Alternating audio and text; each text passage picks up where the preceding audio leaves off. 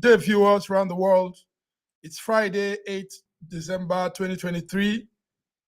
I'm speaking from Milan, Italy. My name is Godwin Iweajunwa, and you are welcome to News Echoes World Affairs. News Echoes World Affairs is our global news update with my colleagues around the world. Joining me far away, Toronto, Canada, is George Chukwu. Sir George Chukwu, good morning, sir. Good morning, Matt Godwin, and good morning, viewers from around the world. We want to welcome you to our show today. It's going to be a fantastic one. It's going to be a fantastic one, George, because a lot is happening.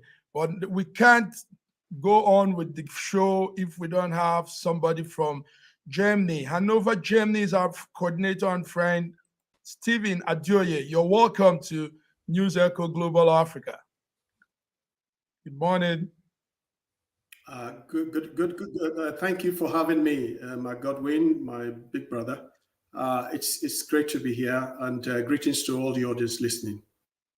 Greetings to all the audience listening. Yes, it builds up as we go on. So you're welcome, gentlemen. Let's run through the paper headlines we checked up this morning before coming on screen. Azerbaijan and Armenia have agreed to prison exchange and to work together, normalizing ties, and a peace deal also is in check after a decade-long conflict that has involved America and European Union trying to settle, make up for them. So Azerbaijan will be releasing about 32 prisoners this morning that we are taking during the war with Armenia. And Armenia too will be reciprocated with almost same number. These two countries have reaffirmed their intention to normalize relationship and reach a peace treaty that will place respect for sovereignty and their country's integrity. This is what we're hearing from Azerbaijan. Now, for those of you that don't know, Azerbaijan is in Central Europe. Azerbaijan, Armenia. These are some of the countries also that pulled out of the former Russia, USSR. So Azerbaijan and Armenia have agreed to prisoners exchange. Also this morning in the papers far away in America, we are hearing that Hunter Biden has been charged with connection of running long, that's the investigation into his taxes. So this is the second time they are bringing this criminal case against Biden. That's the President Joe Biden's son. It's an interesting one. We see how that plays out. I think George might even give us some update on that if possible. Finally, this morning there's a big event going on in UK, United Kingdom. In Manchester this morning is a gathering of celebrities, models, global fashionistas. There's this French luxury brand called Chanel. Chanel is running its prestigious fashion show. It started yesterday and it will be running through today. So everybody's there. Everybody has come to Manchester. Movie actors, musicians, direct movie producers. There's a particular person I took note of. He's called Hugh Grant. Hugh Grant and Sofia Coppola will be there. These are some big names in the entertainment industry. So that's what is happening. These are some of the news headlines we're following in entertainment, in the global news, and also from far away mid-central Europe. So, gentlemen, before we go on, I want to welcome Dr. Godwin Ibe from Russia. Dr. Ibe, you need to open up. Yeah, hello, good day, everyone. Good day, viewers. Thank you for tuning in from Moscow, Russia. Yes, I see you have a lot of updates for us. So let's begin, gentlemen. We're starting with something that is catching our interest here in Western Europe, and that is the Russian President Vladimir Putin. He visited United Arab Emirates. Yes, I think it was Thursday and Wednesday night and Thursday. Is that correct? And we're seeing this as a very, very interesting development because Putin has not been out for some time, and now he is visiting UAE. He says UAE and Russia are going to be trading partners. And also, he has said a lot of good things coming out from the relationship. My brother, I know you are there for us. But before we go on, let me tell the viewers that are watching that Friday is set aside for global news, international news. So what we do is look around the world. I mean, it's a small world, it's a small village, and occurrences from all the corners, the 7 continents, Asia, Europe, America, North America, and all of them. So we bring them together and we discuss on Fridays. So viewers, please take note of that. Friday strictly for international global news. So Dr. Godwin, let me start with you since you're the man there at that corner.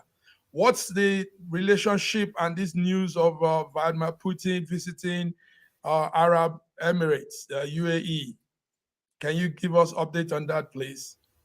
Yeah, sure. Putin was welcomed, given a hero's welcome at the UAE. It's historic in the amount of fanfare and preparation that was done for this visit, unprecedented for any head of state. And besides that, it opens a Pandora box. But before I go into that, I want to say that Putin has visited many other countries since the ICC Western sponsored warrant. Yes, yes. He has visited a couple of, for example, Kyrgyzstan. He visited China. But I want to talk about the Pandora box that this visit has opened. I touched on a few of them. The first one is that it shows the deep relationship between Russia and UAE. You understand they are part of OPEC Plus. They coordinate a lot of the global economic market. Then number 2, it shows the trust that was placed on trust between both countries, because Putin actually flew over the Persian Gulf with 4 armed to the teeth Russian Su-35S fighter jets. They were armed to the teeth, and they escorted him over the Persian Gulf all the way to UAE and landed there, actually. Usually, fighter jets turn around at the border when you get into the receiving country. And if there are heightened tensions, the receiving country might send an aircraft to their heightened tension to escort you. It's very rare, but usually fighters turn around. But in this case, UAE said, you can come in with your fighter jets, no problem. They allowed the 4 fighter jets to land in Dubai. It shows some high level of trust. The last time we saw something like this was in South Africa, when South Africa invited Russian Su-22 strategic bomber aircraft to land in South Africa as a show. Godwin, interest. I'm going to stop you here because I know you have a lot. I trust you. You're there on point with all those lines. I need to finish. I need to finish some things. Just in 1 minute, I'll be done. I want to hold you on something, but before then, I want my other guys to also come in because take note that this visit marks a rare foreign trip for Putin. Let's be honest. Since the ICC, like you said, now we know what happened when he was to be in the BRICS in the summit in Johannesburg in August, South Africa. And we also know that there was supposed to be something in Rome also that he was supposed to attend, and he didn't. So, but I know you're going to respond to that. Let me hear from, let me start with Stephen. Stephen, Russia is stepping out, and Russia is stepping out to its relationship with UAE. How do you see this? What do you think could this bring out?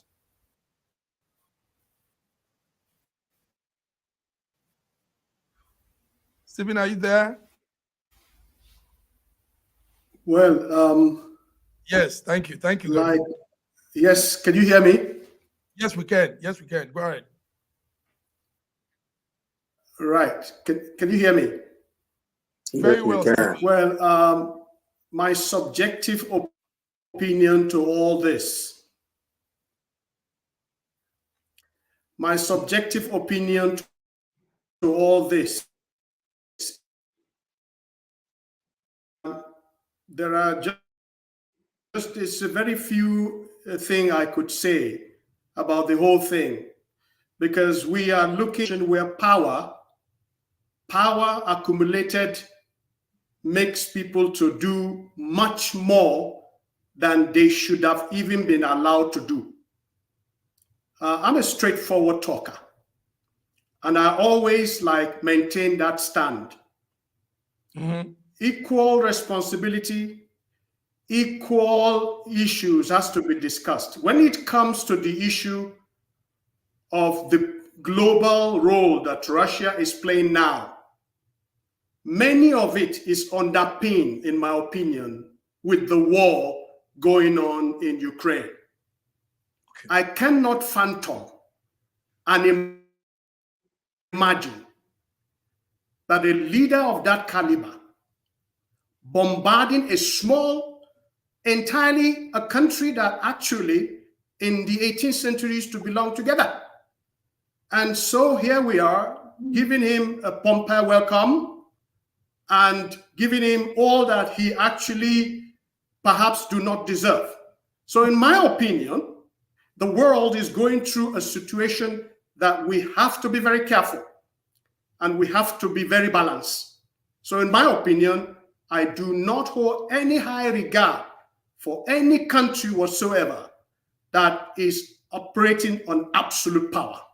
Thank you very much. Thank you very much. On absolute power. George, Stephen has given his own, that's his take. George, how do you see this? Yes, thank you very much. Before George goes on, thank you viewers, you can see the clip on line there. That's a very good one. We're flying, coming from Russia. The clip of Russia President Vladimir Putin in UAE with the president of President Mohammed bin Zayed, and that was on Wednesday. And George, so what's your take on this? What's your take? Well, I will begin by saying congratulations to Vladimir Putin for being able to go to UAE. But on that note, also, as I was looking into that subject, I wanted to ask you a question. Is there an election coming up in Russia very soon? Dr. Godwin, is there an election coming up where Putin will be participating? Did I see that? That's the question. No, Vladimir Putin has not confirmed. He has not confirmed participation in any future election at this point. But is there a presidential election taking place? Yeah, there should be next year. There should be a presidential election, but as of now, he hasn't confirmed participation. Okay. Anyway, I just wanted to congratulate him for being able to go to UAE. But on that note, also, I, kind of slightly stunned with, because the reason why I wanted to bring up the election is I know he's going to participate. There's no way he's going to step down. Putin, whether we like it or not, that election is nothing but a form of whitewash hypocrisy, because there is no need for him to even run election, democratic kind of election, when there is nobody going to run against him. Whoever runs against him, is going to be, somebody that is, either going to die or maybe something will happen to that individual if they actually come out to run for a real election. It's very, very unfortunate. But this is the kind of hypocritical war that we are in right now, whereby, we put a shiny face that doesn't even make any sense just because we have what you call democracy. A lot of these countries, a lot of our countries it's almost like Kim Jong-un wanting to, run for election in his country. It's almost like that. And the reason why I say this is simply because you see a lot of other nations now trying to copy this absolute power type of situation. So if he wants to be the emperor, let him be the emperor. We'll respect him for that. They don't come and join to put together some kind of election. What is that for?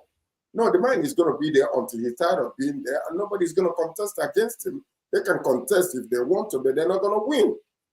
Simple and straightforward. So whether we like it or not, let's call a spade a spade. But I want to congratulate him for being able to come out, and nobody's going to touch him anyway. I mean, he checked all his background, making sure that UAE was not one of the signatory to that particular what do you call it? Criminal. Thank you, George. Thank you, George. Okay. George, you came strong. Viewers, there's something you need to know about SSM News Echoes. We don't want to sound too politically correct. I mean, yes, the world is being powered by people speaking out of being politically correct. Here, men speak their heart, and that's what we do, and we are good at doing that, and that's who we are. That's why we are who we are. So this is it. The gentleman has spoken. Yeah, I haven't finished. You know, I was about to talk, and then you said let the other people. I would Yeah, love go to ahead finish now. what I started. Go ahead Now, I answered Sir George's question. I would like to respond to Stephen Adeoye. With all due respect to your subjective opinion, we didn't see all these reactions when US was bombing Iraq and George Bush was traveling to all sorts of countries. There was no a lot of noise about rebuttals. The sponsored war between Serbia and Kosovo, the US presidents were flying all around. There's no geopolitical power that's ever forfeited their national interest because of what anybody's subjective opinion. There have been chances for Minsk I and Minsk II agreement to be implemented, which was not implemented. And as Angela Merkel, your person from Germany, said, it was all a ploy to militarize Ukraine. They had no intention of obeying or following through a peace deal that they signed, they put their signature on. So that shows the high level of warmongering and military tendencies that was initiated from the other side. Now, to return to what, I'm extremely happy that geopolitical powers, when it's their turn, they actually show forcefully fight for their national interests, as others have done. They should not be left out. Now, concerning the Pandora box that has been opened with the visit, like I said, it showed trust. Number 3, instead of UAE fighters to escort President Putin, they used their US jet, US F-16, which they bought from America, to paint the Russian flag on the sky, white, blue, and red, while President Putin's fighter jets, Su-35, were escorting him to Dubai. That's, for me, it's a show of mockery. It actually shows that the world is moving from unipolar to multipolar, and they are rising centers of powers, and they refuse to be to not defend their strategic interests and to go along with the line that you are either with us or for us, or your enemy must be our enemy. This is what exactly it says. Also, we have we must understand that in response to what Sir George said, actually UAE collaborates deeply with the ICC. Actually, they have an ICC UAE commission on arbitration and ADR, as you know, agreement concerning the international carriage of dangerous goods through Rome. So there's a deep, but when it comes to national interest, they see no reason why they shouldn't welcome their partner in a heroic gesture, because ICC has a Western-sponsored opinion. Now, we also note that on the Persian Gulf, the US aircraft carrier called Eisenhower was actually going through the Persian Gulf. At that time, according to information we received, there was electronic warfare going on. So all electronic circuits were foggy at that point. And Iran was the first to report it, that all electronic onboard circuits were foggy throughout the duration of Putin's flight over the Persian Gulf. So in other words, it was also a message to US aircraft carrier Dwight Eisenhower, which was lurking around the Persian Gulf at that time. It also has some marketing value. Only 2 countries has bought that aircraft from Russia. That's China and Iran. And there are 3 countries that have shown interest. They're actually in advanced stage of negotiation. That's our African country, Egypt, Indonesia, and another African country, Algeria, that wants to buy those aircraft. So it has some marketing potential. Then the last but not the least is the discussion on the current conflict. For example, the Israel and Palestine conflict. We have seen how it has united the whole world, especially the Arab countries, against Israel's position of ground invasion in Gaza. And of course, Putin as a partner has to also update them on the progress in the Russian-Ukraine conflict, which I usually call a Russian-NATO proxy conflict. So in addition to discussion on oil and gas trade. So it was a loaded agenda, loaded message, and I believe that message was very clear to the world. Thank you very much. Okay, straight up. Well, the way it seems, it's obvious that the UAE and Saudi Arabia did not rectify the ICC Rome status on Russia. So he is not obliged to arrest. They are not obliged to arrest the Russian president. That's another take from what you're saying. And also, what you're saying is also shows that he's more safe. He feels safe in UAE than he would have been in Johannesburg last August. So thank you very much, Godwin. Gentlemen, you heard it from his mouth. He's there on ground. He gave us the update straight up. No political sentiment attached. So we move on. Do you mind if I just put a word into this? Mm-hmm. I just wanted to correct an impression. I'm a citizen of the world, and if everybody who listened to me could refer back to what I said anybody. It could be Angela Merkel. It could be Putin. It could be Tinubu. Anybody who is allowed to have absolute power, it's not fit to be a leader. Because absolute power corrupts absolutely. Nobody can convince me. And here we're not in this platform to be speaking for one country or the other. Anytime I started doing that, I've lost the battle. I'm a man who belongs to the entire world. When I speak about Palestine, I speak about Israel. When I speak about Russia, I'm balanced. And we have to be balanced. Hence, the way the world is where we are at the moment. Problem, speaking in the face of Putin and tell him, stop the nonsense war. And I have no problem for telling any of the leaders in America, stop what you're doing. But let me just conclude with this. I'm not supporting any country, but I'm just being logical.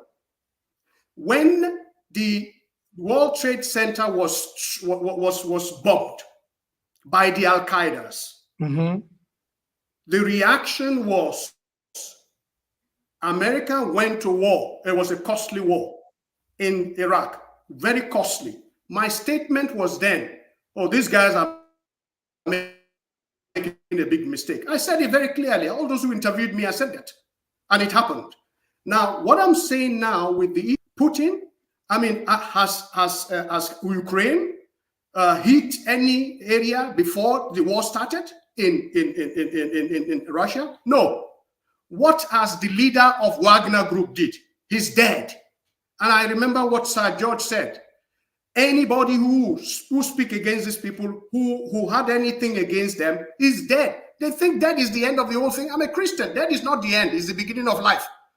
So all these things that are happening, power corrupts absolutely. So I don't want it to be defended, and I don't want it to be argued. What's my point of view? Subjective, let it be. Thank you very much. Yes, I know Godwin has a lot of response to that, but Godwin, let's respond to the next topic, and that's on the Israel-Gaza update. It's burning now. As at this morning, there were pictures of dozens of Palestinians that were captured by the IDF. They were stripped naked and paraded around in Gaza. That wasn't nice, very humiliating. Men allegedly being taken, they said they were surrounded in a camp. And this is what we're following. It's not nice to see. In fact, the pictures, I think the pictures are here. I don't know, Godwin, if you can put them up. So this image is circulating on social media. People are not happy seeing that. If we talk of balance, ideally, there should be balance in things too. The way Israel is now taking it is also going out of balance. The Israeli military claimed also on Thursday that they killed 2 senior Hamas members in that Gaza raid. Is this the right picture? Yes, yeah, that's the picture, my brother. That's it. Humiliating. I mean, these are people's fathers, sons, brothers, uncles. And also, Israel has said that the son of an Israeli government minister has been killed in northern Gaza. A lot of things are happening. Joe Biden spoke with President Netanyahu this morning, Friday morning, and he said Israel that he should do everything to protect civilians, according to excuse me, sir. Yes. Excuse me, sir. Excuse me, sir. Can I come in? Okay, come in now. Yes, come Point in. Point of correction. Could you put another picture in there? Can I just come in? I just because we're talking about balance. Correct? Yes, go ahead. Yes.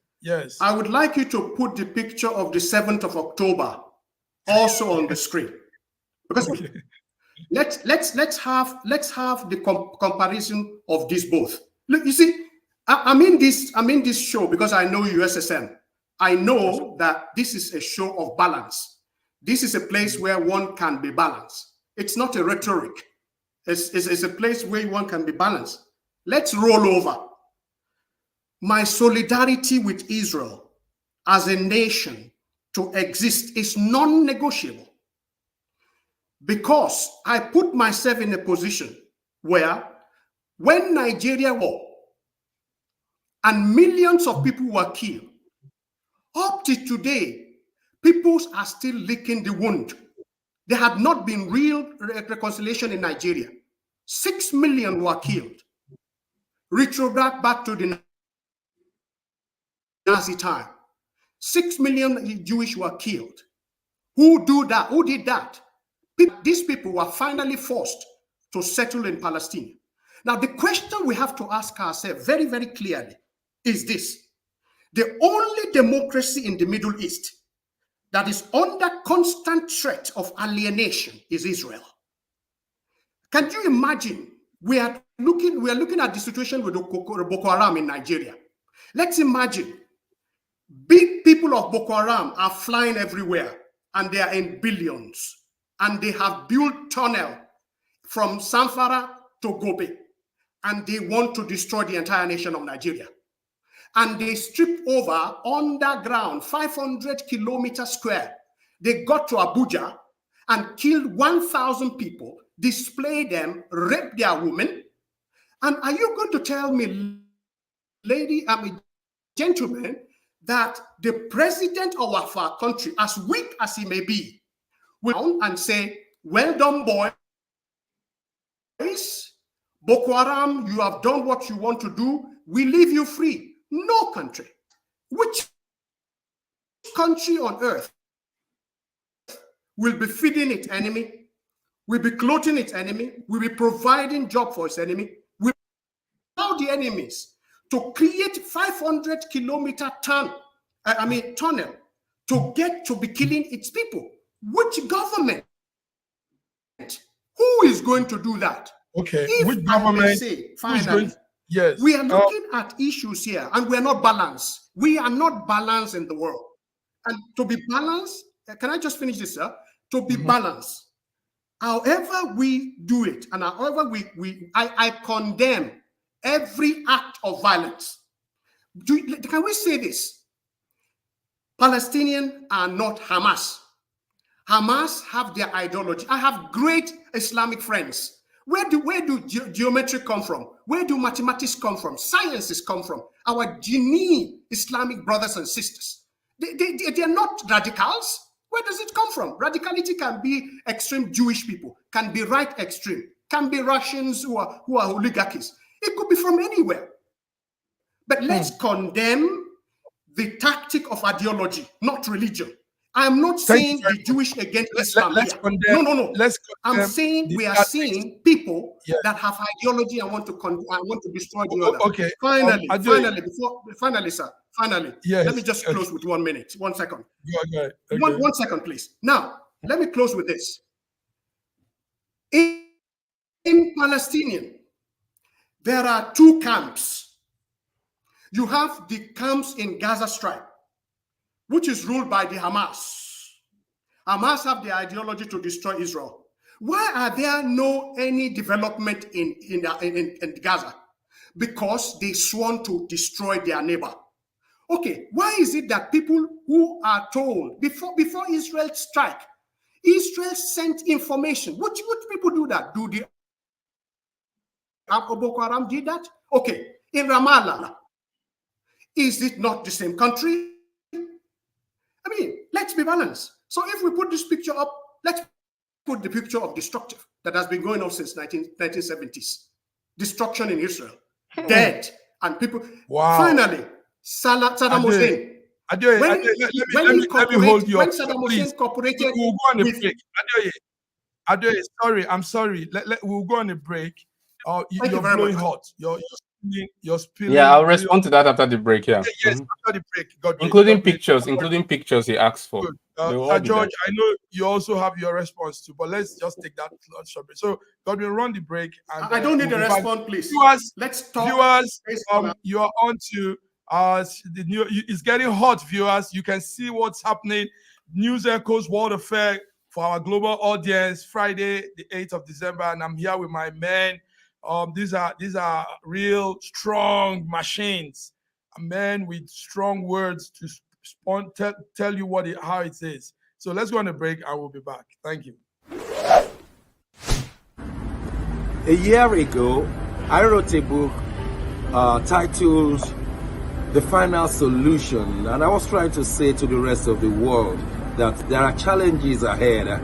Now, a prophecy did come, and that prophecy is coming to pass.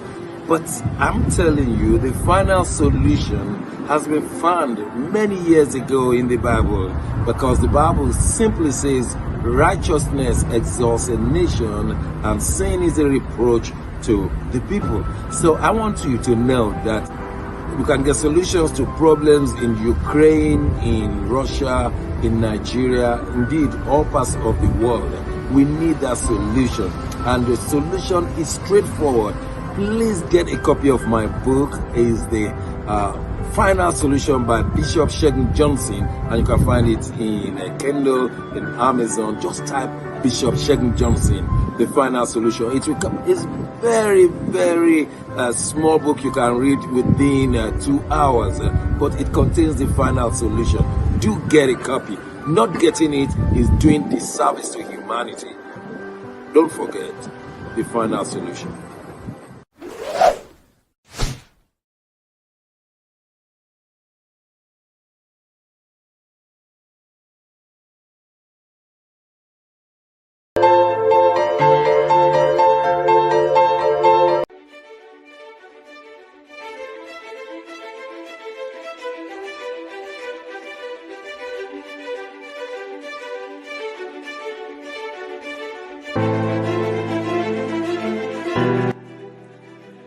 Hi there, I'm Mary Keurig, and I am a businesswoman in the United States, but I'm also the Global Content Vice President for the Sub-Saharan Open University in Nigeria. I could not be prouder to work with Dr. Osita Anamika and his team on helping to create not just entrepreneurs and skill-based talent that will get out into the workforce and make a living for themselves, but also young leaders. And to that end, with this integrity-rich university environment that's accredited now, and it's just an amazing opportunity for anyone there of any age to jump on board and learn, we want to let you know about a new offering that we have. We have a global governance and diplomacy course now provided by a whole team of people that crosses several countries to put together these resources and lots of great information for those of you who might be on the path toward public service and diplomatic service, NGO leadership, that sort of thing. We hope that you will walk through this open door and enjoy.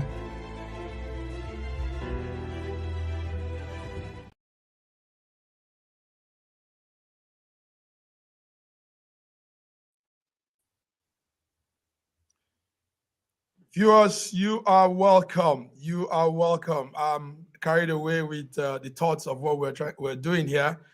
Sir George, Godwin, let Sir George take it on first. I want to hear. We're speaking on viewers. We're speaking on the update on what's happening with in Gaza, Israel situation. Dozens of Palestinians, like the picture you saw, were captured this morning, yesterday to this morning, stripped, paraded around Gaza. And these were men that are family men, husbands, and all that. And but what Israel is saying is they were captured in a camp, and Israel also said they are involved in some of the destruction and some of the misery that has been placed on Israel. So we're seeing this. We don't want more of such things. This actually violates the international human rights law, like we all know, and is becoming really, really out of context. Sir George, what do you say? Well, there is what you call triumphant procession. And if you understand triumphant procession, it means when you defeat an enemy, you take their general, you bring that person to your country, you cut their toes, their big toes, and you cut their bigger arms. They can't hold weapon anymore. They can't run anymore, and you show them. Listen to this. The world has come to the place whereby we become emotional and inobjective when it comes to certain things. Everybody's referring to things that has been happening in the past, but we have made progress to the point where we are today, politically, diplomatically, around the world. Now, all of a sudden, you are seeing a group of people who have sworn to annihilate a nation and doing everything they can to ensure that does such a thing happen. I don't see anything wrong with this display. I do not see anything. They are criminals. They are war. This is a war. It is not a peaceful thing when you come and put somebody naked and put them out there. I don't see anything wrong with that. When they were chopping the heads of children, raping women and all that, who is saying anything about that? It is a war. So if they put them there, let them showcase to others who will rise up tomorrow and want to behave like what they just did by killing these people in October 7th. Just killing and annihilating people, innocent civilians. They didn't go after the military. They went after innocent people, for goodness sake. So we condemn that. In the show of these people where they put them, I didn't see any of their private parts. They just took off their shirts. They could have been at the beach. That's how they would be at the beach. So there is nothing wrong with that. So let's not go emotional on this particular issue here. What I believe is happening, Israel is going after Hamas. They missed it when they allowed this thing to come to the point where civilians were massacred, babies were crushed to death by these animals. That's what I call them. That's what I call them. So let me tell you something. They're doing what they have to do to maintain and secure their own people. They're going after these people. If they capture them, let them show the world. These are the animals that did all these things and are still planning to do it, if given the chance. I don't see anything wrong with that. So you come after my family, I'm going to kill you. It's self-defense, self-preservation. I'm sorry, but that's how it is. There's nothing wrong with the picture.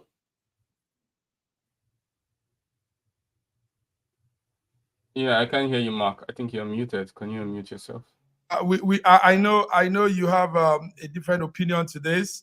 Godwin, let's hear you now. Well, it's just interesting to me of anyone who is having problems with Russia defending its interest, not having an issue that Israel is massacring Gazans.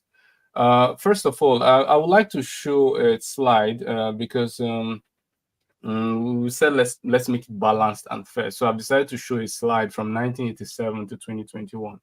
Here you can see the deaths, the Israeli and the Palestinian death. You can see disproportionality, sometimes 50-to-1 ratio, 100-to-1 ratio. People have been killed over the years. First of all, I also condemn the October 7th attack by Hamas. I condemn it in the strictest term, just as I condemn all the killings that have been going on leading up to that point. I also want to state very clearly that the amount of the Gaza is a very dense place with 50% of the population are over 50% are children, and we have over 14,000 killed. We have 7,000 children killed. How can that be right? You're going after Hamas. 7,000 children are Hamas people. I understand the need to go after terrorists. I totally understand that.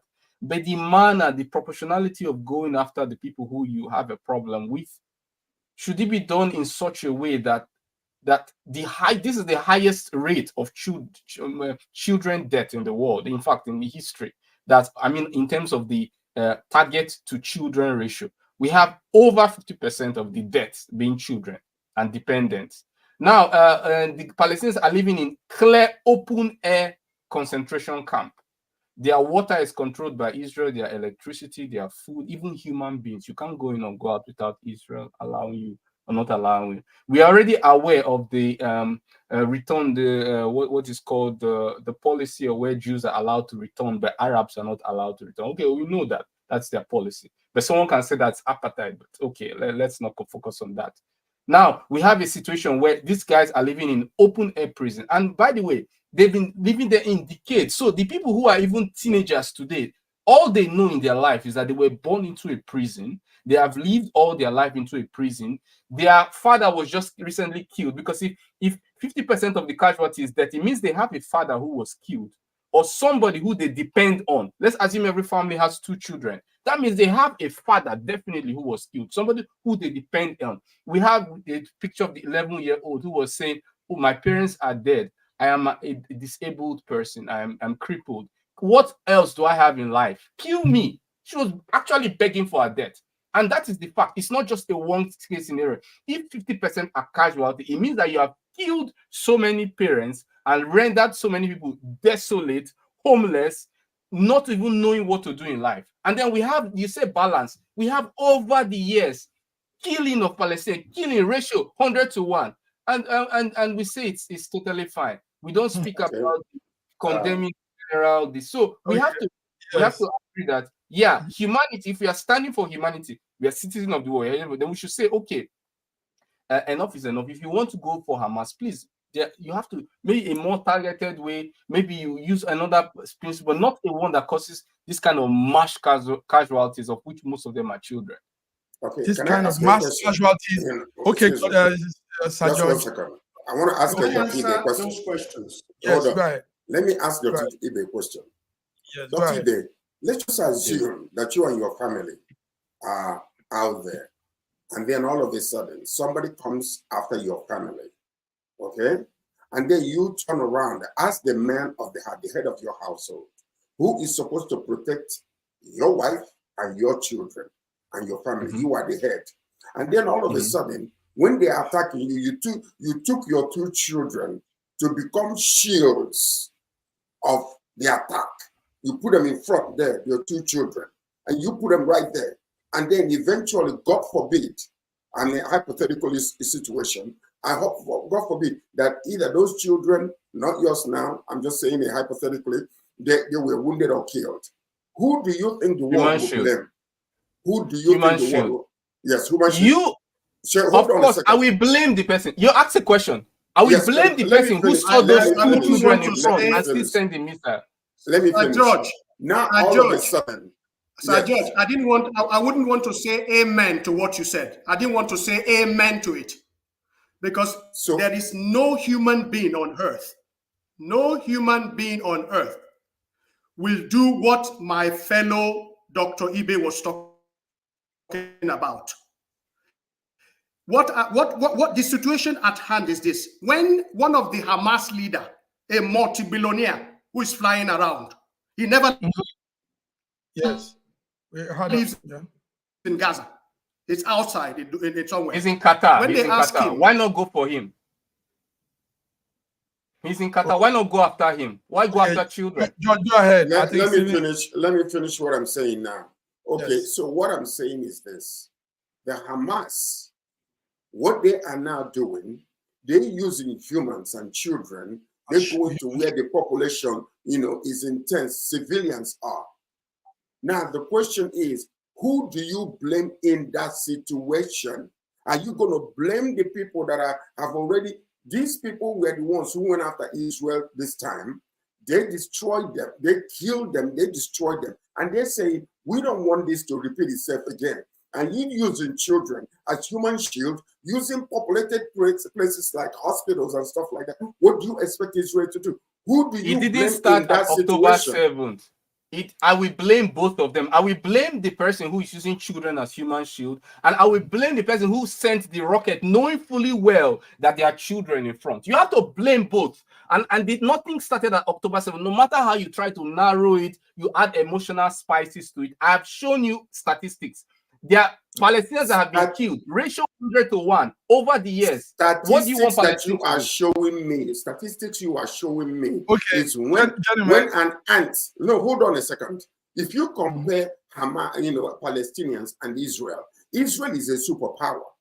These are humans, not ants. Every life is important. These are humans. It is important, but yet. So 50 to 1 ratio, how many people do you want? If you come after me, I have the superpower to annihilate you. So you will eliminate 50 people because one person came for you? You come after me, I will do what I can to protect myself. And if it comes to, people being killed, these people, what they do, they throw stones, they do whatever else that they do. So what I'm saying, Israel, if you know that somebody is, superior to you in power, then you have to strategically know how to do it.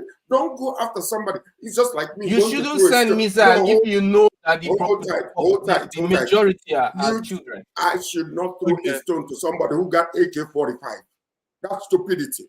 It's not about AK. I'm saying, look, he rightly said, the head of Hamas is in Qatar. We know that. Why don't you target their leaders? Why go for children in Gaza, in the most populated place?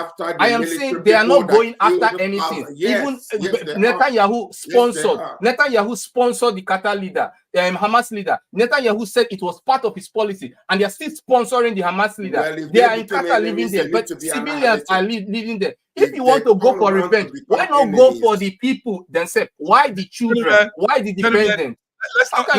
Because you are angry, so you want to eliminate. Remember, communal punishment, or how is called? It's a war crime when you punish a corporate, or what's it called again? When you punish a group of people, it's a war crime. Let me finish. Let me add one more thing to this, and then you continue. It's a war crime, and also if you want to, these people, they actually have no place to go. They are homeless. Their houses are being destroyed. There are people. Imagine you're saying you're angry, you want to kill someone. What about the children who saw their father dead? What should they do? It's an ideology. If you killed a child's father because you are angry, what do you expect to do to your children? Ukraine-Russian war have killed children. You expect to do to your children? You should explain to a child that, oh, I killed your father and all his relatives because he killed. Gentlemen, please, let's not linger long on one topic. A lot of things are still happening. Right there behind you, Sir George. Sir George, right there behind you is a situation that is also not very, very barbaric. No, I need to respond to this. I need to respond because sometimes we get emotional. We get want to be sound politically correct. All I'm saying is this. Listen to this. I'm going to conclude. All I'm saying is this. We keep on bringing the fact that, or the truth that Benjamin Netanyahu at the point sponsored Hamas. Why is Prigozhin not alive today? Wasn't it because that he came after the leader of Russia?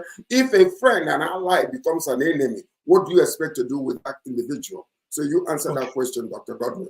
I'm answering the question. I have no problem with him going after the Hamas leaders. If he wants, this is his decision. What I have a problem with is killing the civilians, and of which over 50% are children, and the ratio of death over the years, it didn't start at October 7, no matter how much you try to repeat it. It started over the years. The ratio 100 to 1. How many more civilians do you want to let's go to Nevada. Let's go to Nevada, Las Vegas. Some heart. Kill everybody because you're angry. We all saw what happened there at the University of Nevada, Las Vegas, the shooting. The gunman killed 3 people on Wednesday, and he's been identified as a 67-year-old career college professor. Can you imagine, professor? His online profile shows a picture of a man fascinated by life of Las Vegas.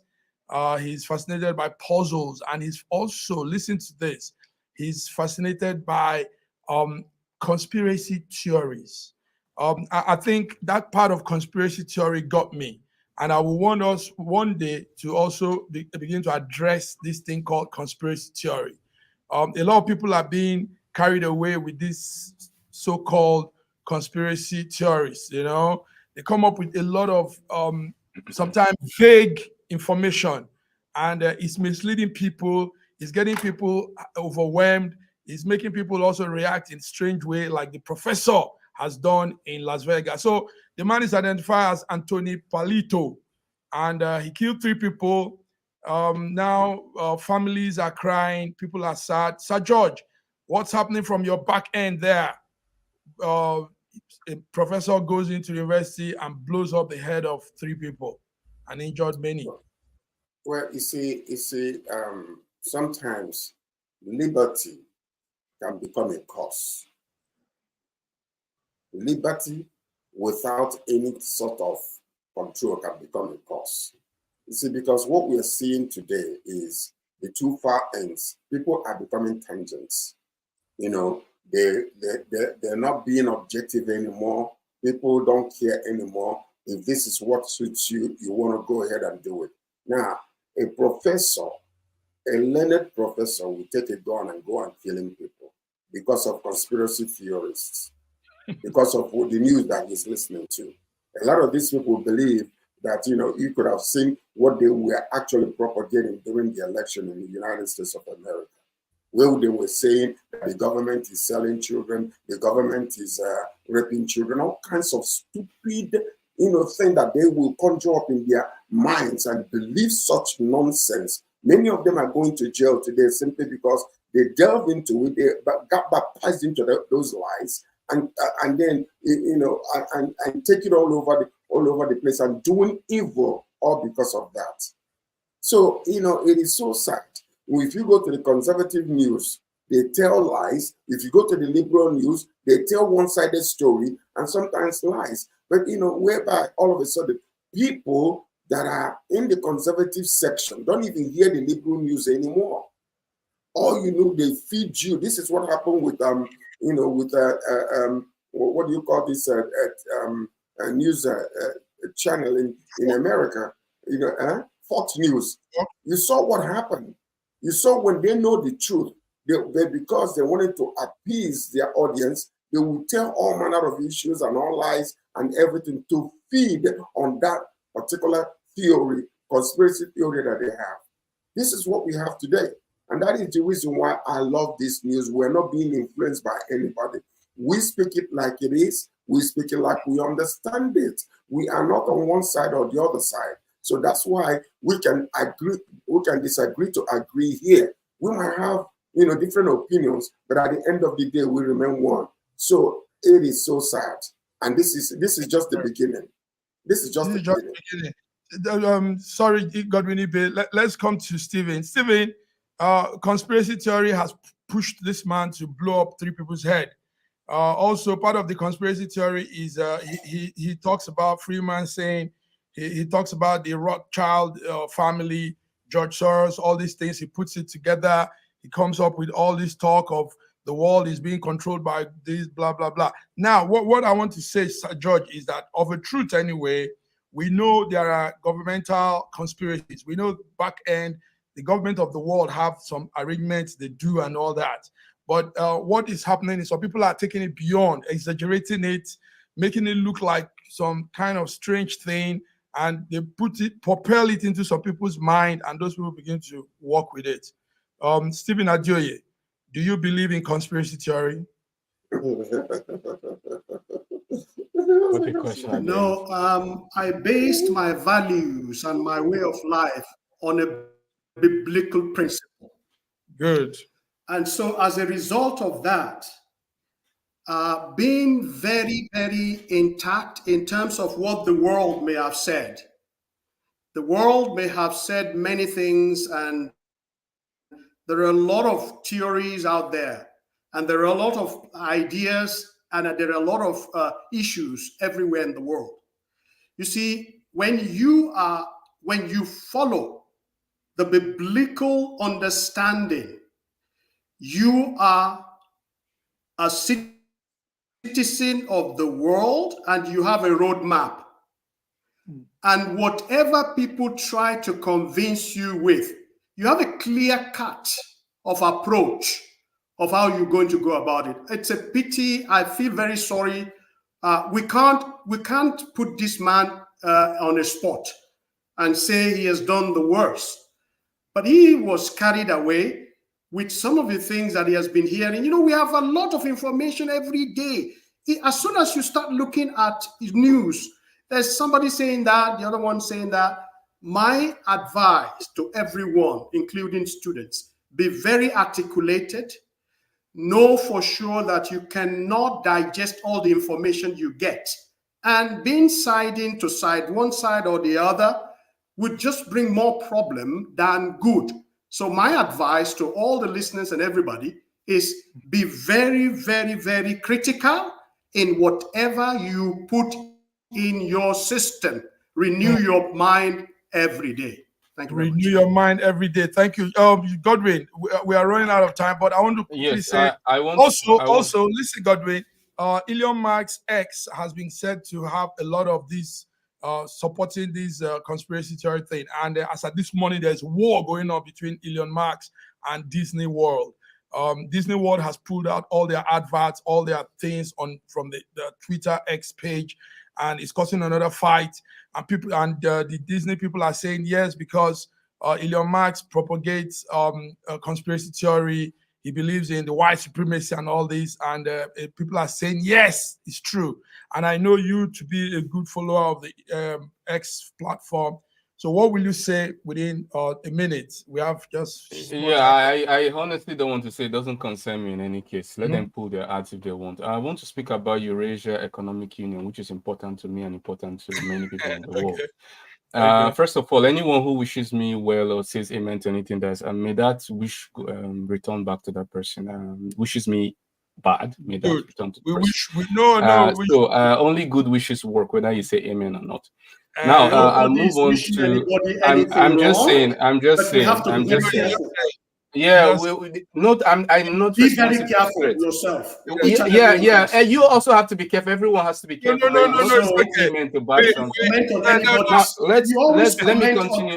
Let me continue. Why don't you clear on your own speech? Why do you say amen? Why do you say amen to something that's potentially bad? Did I mention your name? Why is it guilty conscience? I didn't mention your name.